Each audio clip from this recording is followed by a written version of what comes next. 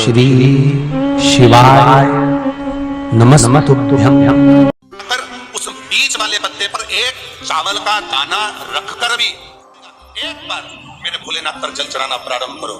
एक चावल का दाना अशोक 3 महीना 4 महीना 5 महीना करते रहो, उसके बाद जान जाओ। अभी तक जितनी शिव महापुराण की कथा हुई उस कथा में आज तक ये बात नहीं निकली जो आज आप लोगों के बीच में इस भोपाल नरेला विधानसभा में जो कथा चल रही है इसमें ये कहना चाह रहे हैं। बड़ा ध्यान लगाकर सुनना। आप अगर 5 महीने तक, 6 महीने तक, 3 महीने तक, 2 महीने तक, 15 दिन, 20 दिन, 1 महीना, 1 साल, 2 साल, 8 साल, 4 साल अगर आपने शंकर भगवान को जल चढ़ाया है तो शिव महापुराण की कथा यहां तक कहती है कि आपके घर में अगर कोई व्यक्ति बहुत दयनीय स्थिति में पड़ा हुआ है, हॉस्पिटल में पड़ा हुआ है, कोई तकलीफ में पड़ा हुआ है, कोई कष्ट में पड़ा हुआ है, तो आप जब भगवान शिव को जल समर्पित करो तो बाबा से ये विनती कर कर भी जल समर्पित कर सकते हो कि मेरे परिवार का एक व्यक्ति, उसका ये साथ में ये हो गया और वो हॉस्पिटल में पड़ा, उसका नाम ये है, गोत्र ये है। बाबा हमने जो तप साधना करी है, हमने जो इतने महीने तक आपको जल समर्पित करा है, हमने जो बेलपत्र समर्पित करी है, मेरे बाबा आज स्वीकार करना। और जो हॉस्पिटल में पड़ा है, जो कर्जे में लदालूम पड़ा है, जो तकलीफ भोग रहा है, ऐसी कृपा करना बाबा कि मेरे 2 महीने जो मैंने जल चढ़ाया है उस चढ़ाए गए जल का पुण्य मैं उसके खाते में देती हूं और उसको ठीक कर देना। ये पुण्य का भाग,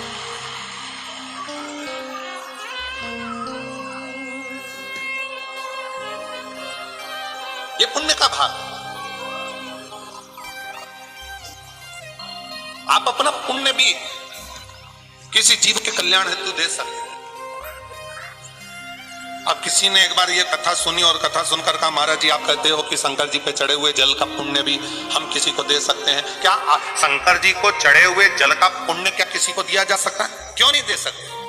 क्यों प्रदान नहीं कर सकते? एक पत्र आया है, देखिए।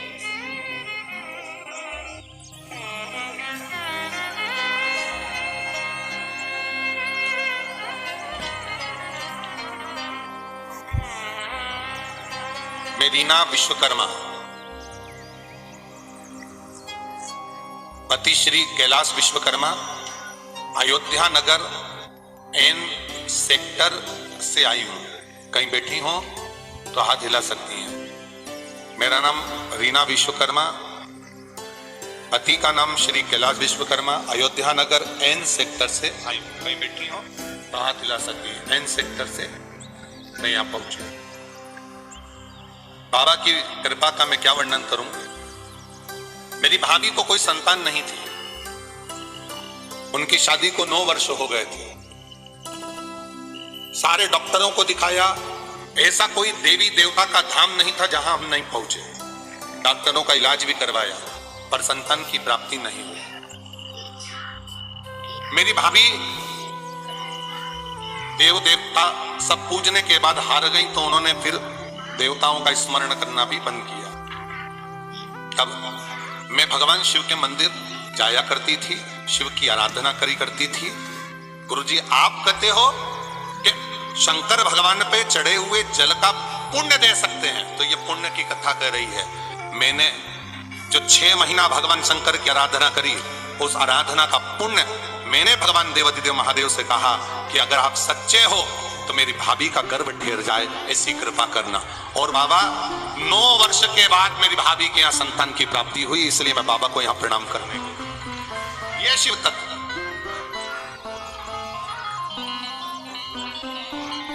एक पुण्य का। अपने भीतर एक विचार फिर करिएगा। बड़े बड़े सावधानी की कथा है। आप लोग सोचो कि यह कथा यहाँ से सुनी, यहाँ से निकाल दी, बच्ची को चीती कपड़े में झटकार दी। यहाँ कथा अगर सुनने के लिए आए हो तो थोड़ा दिल लगाकर सुनना, मन लगाकर सुनना।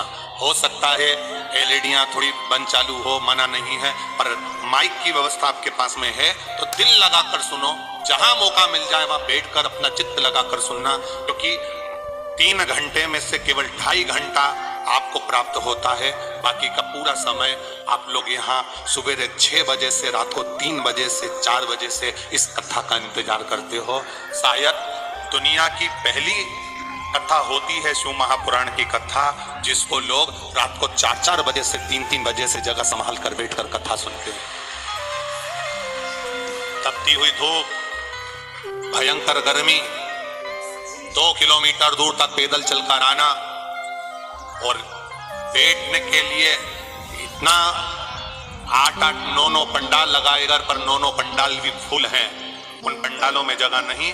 धूप में छाता पकड़ना, चादर पकड़ना, साड़ी पकड़ना और उसको पकड़कर बैठे रहना, तपती हुई धूप में जहां तहां बैठकर कथा सुनना, ये दुनिया की पहली कथा है जिसको लोग कभी भूल नहीं पाएंगे कि इतनी धूप में भी लोग कथा सुनते हैं।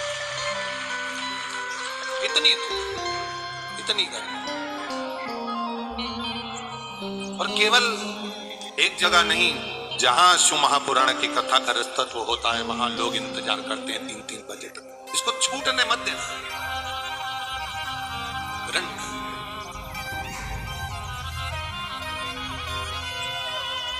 शादी में गए हो, 500 का लिफाफा दिया है तो भोजन कर कर जरूर जाना, और कथा में धूप में चलकर आए हो तो भले आधे घंटे की सुनना, पर कथा में दिल लगाकर जरूर जाना। दिल लगाकर, चित्त लगाकर। आप अगर एक लोटा जल भगवान शिव को समर्पित कर रहे हो, आप एक बेलपत्र भगवान शंकर को समर्पित कर रहे हो, आप एक शमी का पत्ता भी भगवान शंकर को समर्पित कर रहे हो, आप भगवान शंकर का पंचानन स्नान करा रहे हो, आप भगवान शंकर के मंदिर का शिखर दर्शन कर रहे हो, आप भगवान शंकर के मंदिर में जाकर झाड़ू लगा रहे हो, पोछा लगा रहे हो, सफाई कर रहे हो, तो भी तुम्हारी चित्त वृत्ति में रहना चाहिए कि जब किसी पर दुख की घड़ी आए, किसी पर तकलीफ आए, किसी पर कष्ट आए, हमारा करा गया पुण्य हम उसके खाते में दे सकते हैं। हम अपने पुण्य को दूसरे के खाते में प्रदान कर सकते हैं।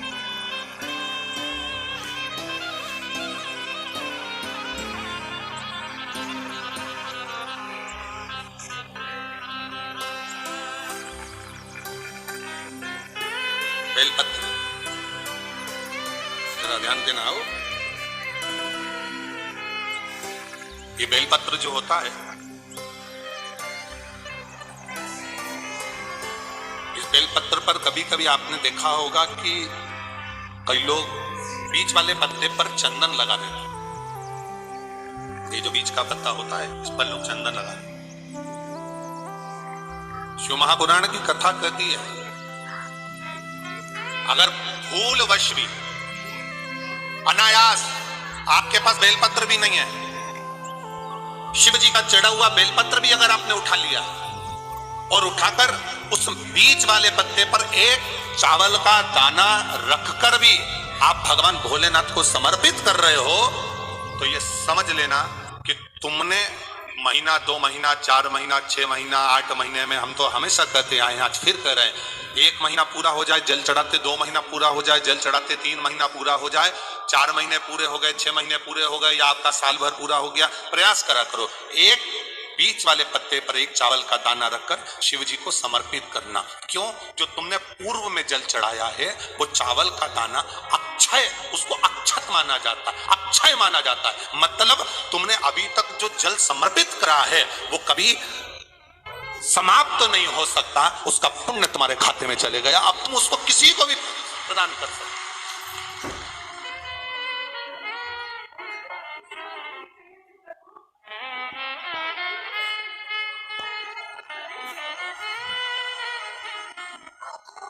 बहन भाई को तिलक करती है रक्षाबंधन पर, माथे पर तिलक लगाने के बाद में चावल लगाती कि नहीं लगाती?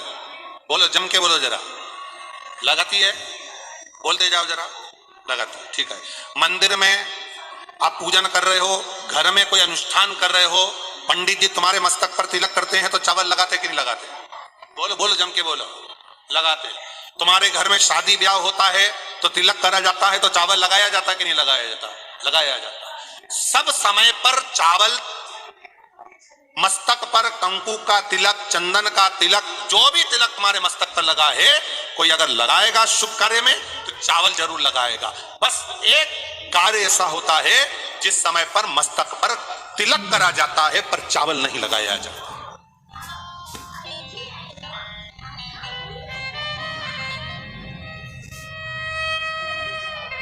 एक समय ऐसा होता है जिस समय तिलक करा जाता है पर चावल नहीं लगाया जाता।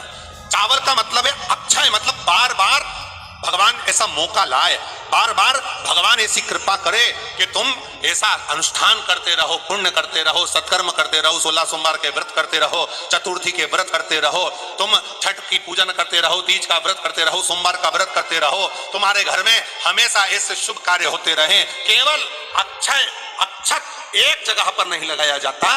कब नहीं लगाते अक्षत को? मस्तक पर तिलक करते समय अक्षत कब नहीं लगाया जाता? केवल एक समय पर। कब?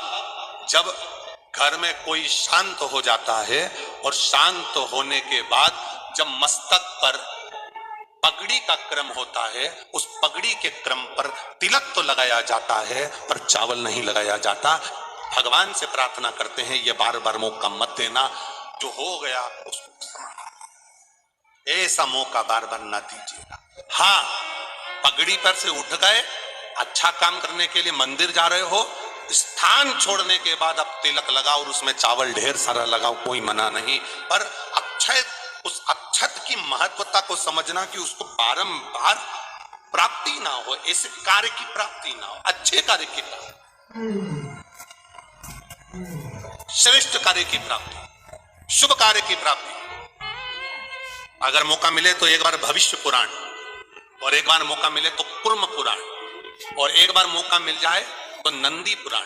ये 3 पुराणों का स्मरण करना, इसमें आपको अक्षत की महत्वता प्राप्त हो। भविष्य पुराण, कुर्म पुराण और नंदी पुराण, इन 3 पुराणों में आपको अक्षत की महत्वता प्राप्त होगी कि चावल की महत्वता क्या है। एक चावल का दाना जब अशोक सुंदरी वाली जगह पर चढ़ाया जाता है, एक चावल का दाना अशोक सुंदरी वाली जगह पर चढ़ाया जाता है। हम माताओं से हमेशा कहते हुए आए हैं, आज फिर निवेदन करेंगे, जिस माता के गर्भाशय में गांठ हो गई हो, जिस माता के गर्भाशय में गठान पड़ गई हो, एक पत्र आया उसको भी ध्यान बताना।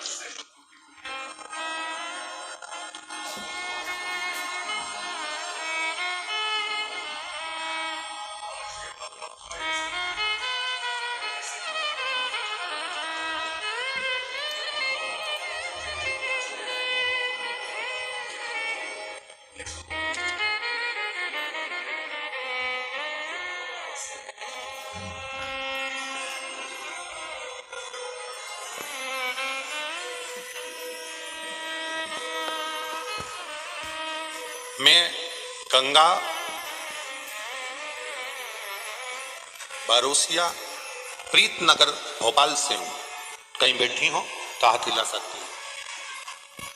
मैं गंगा बारोसिया प्रीतनगर भोपाल से हूं। एक चावल का दाना और एक लोटा जल, एक बेलपत्र का महत्व क्या है? इस पत्र को आप लोग टीवी चैनल के माध्यम से एलईडीओं पर भी पढ़ सकते हैं। हम जो पत्र पढ़ते हैं वो आप भी अपने आनंद के साथ उस पत्र को पढ़िए।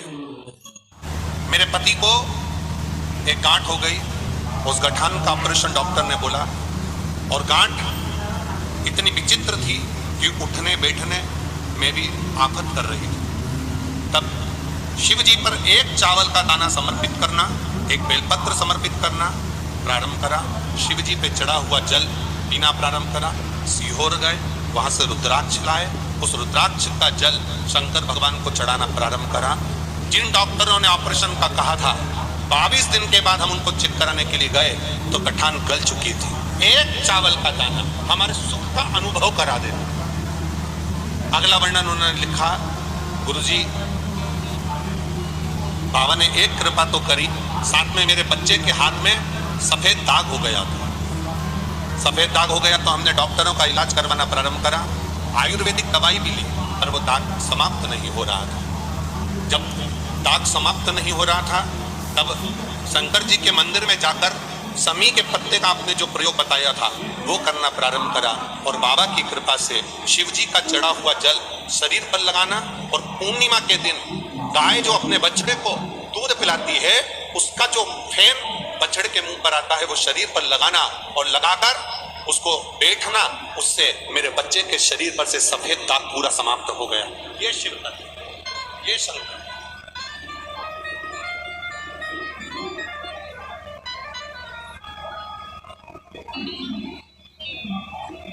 खाली न जाता कोई दर से तुम्हारे, खाली न जाता, आप भी बोलिए, दर से तुम्हारे मैं भी खड़ा हूँ नन्ही बाहें पसारे, अपने हृदय से लगा लो, लगा लो, गिरा जा रहा हो, उठा लो, उठा लो, खोले अपने दर से, अब तो न टालो, गिरा जा रहा हो, उठा लो, उठा लो।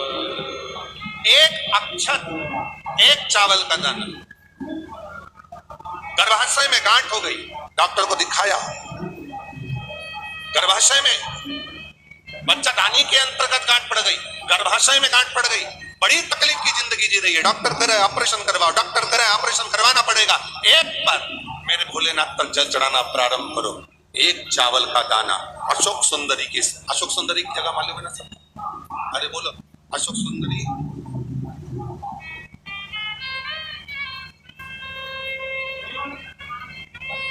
जैसे ये शिवलिंग, ये जलाधारी गोल माता पार्वती जी का हस्त कमल, यहां से जो जल बहता है, इधर गणेश जी का सीधे हाथ पर स्थान, इधर कार्तिकेय जी का स्थान, बीच में मोटी सी एक लाइन होती है शिवलिंग के सामने, वो अशोक सुंदरी का स्थान। कई बार वहां सांप बना होता है, कई बार अशोक सुंदरी का स्थान बना होता है।